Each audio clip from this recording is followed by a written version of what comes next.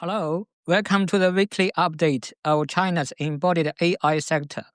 In this third episode in August, we focus on the World Humanoid Robot Games, held in Beijing from August 14 to 17th. I'm sure many of you have already watched some of the footage. Robots running track and field, jumping, dancing, and playing football. Sometimes they impressed us with their stunning movements, and sometimes making funny mistakes just like we humans do. Unitree claimed 4 gold medals in the 1,500 meters, 400 meters, 100 meters obstacle and relay, using the remotely controlled model. You can see the controller running along the robot. And then Tien Ultra Robot from X-Humanoid won the second place in the 1,500 meter race and the 400 meter through its autonomous model, and also gold in the sorting competition, just picking and placing. Other companies like Galbot or Yinhe got the first place in the healthcare scenario. And then this Adam from PNDbotics won the wushu routine competition. Wushu is different from martial arts. And then there's Unix AI. It showcased a hotel service robot that can carry the luggage.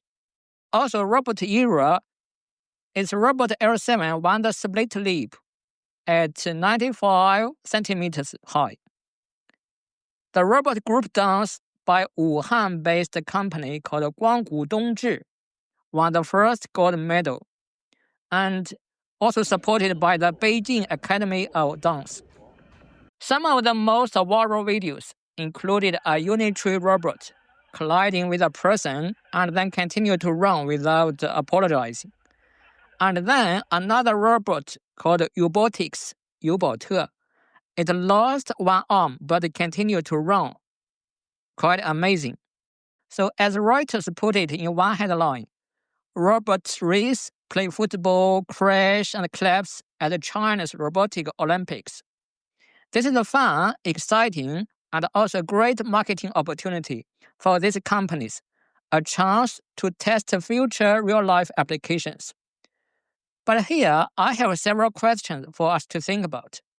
First, organizers and most media reported that 280 teams from 16 countries competed across 26 events with over 500 robots across the categories like competition, exhibition, and applications. In fact, international teams were there for the sole competition. They used the T1 robot from Booster Robotics. And among the humanoid robots used, a lot are Unitree models. So I really hope in the next game, scheduled next year in August, we will see more genuine international teams, not many domestic teams. Second, this game is supposed to be about humanoid robots. So a robot resembling the human body and interaction. But some companies such as 灵异制造 or L1 iTech, in my view, were just really robotic arms mounted on a mobile base. Of course, you could also say that Galbot's model is also a hybrid with a mobile platform instead of bipedal. By contrast, Ubitech Worker Series and Kepler robots are truly humanoids. Ubitech didn't participate in this game on its own, except sending a robot panda to play Tai Chi at the opening ceremony. But Ubitech is a main shareholder of X-Humanoid, so it still had influence. I think should we separate the robots into like 2 groups? One is remotely controlled, one is totally autonomous. Unitree's CEO Wang Xingxing told reporters that Unitree's H1 is capable of operating without remote control, but still the company decided to use a remote control strategy in order to maximize the speed. we can really see the importance of media in this kind of event. A month ago, there's already an embodied AI games in Wuxi City. Unfortunately, the organizer was primarily Chinese Institute of Electronics, so it attracted little attention at that time, although many companies actually also participated in that event. By contrast, this Beijing event had heavyweight backers, such as the Beijing Municipal People's Government, the China Media Group, and the World Robotic Cooperation Organization, which was initiated in Beijing in 2022, and also the Board of Trustees for the Robot Cup Asia Pacific Confederation. So this made a big difference. Still, we should remember that humanoid robots are not designed to compete in sports, but rather to perform tasks that we don't want to do, like the dull, dirty, and dangerous jobs. So the real question is, how much can events like this truly contribute to the industry development and help the robots deal with our environment that is messy, uncertain, unstructured? Okay, so much for the World Humanoid Robot Games. Let's take a look at other news in the past week.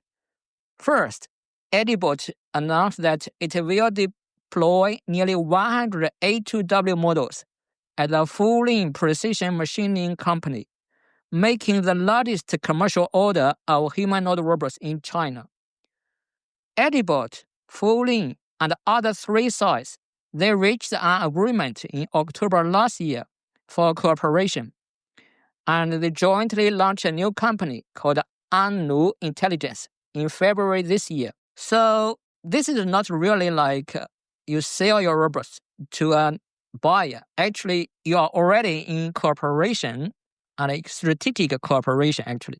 According to Fulin's head engineer, Deng Yang, the A2W is mounted on a mobile base, can autonomously adjust its gripping posture when handling the boxes that stacked irregularly. It can avoid obstacles and also complete nearly 10,000 operations in one shift without any error. Another news about Agibot is that it launched a World Foundation platform for robotic manipulation. It began selling robots on its own online store called agibotmode.com and gd.com starting August 18th. Another company from Shanghai, Foria, showcased its latest open-source humanoid robot called N1, which stands at 131 centimeters tall and weighs 38 kilograms. It just released full-size care robot. Okay, financing news. On August 17th, a head firm, or 手行科技 in Chinese, it announced a new round of financing led by Shenwei Capital, which was founded by Xiaomi's Lei Jun. The round was also supported by existing investors, including Agibot. A head firm was founded by Hu Yuhang, who holds a PhD in robotics and machine learning from Columbia University. A head firm is currently focusing on developing the robot heads that are capable of expressing emotions, so perceiving their surroundings and interacting more naturally with people. Okay, last news is about a new company, Nuoyin Intelligence, in Shenzhen.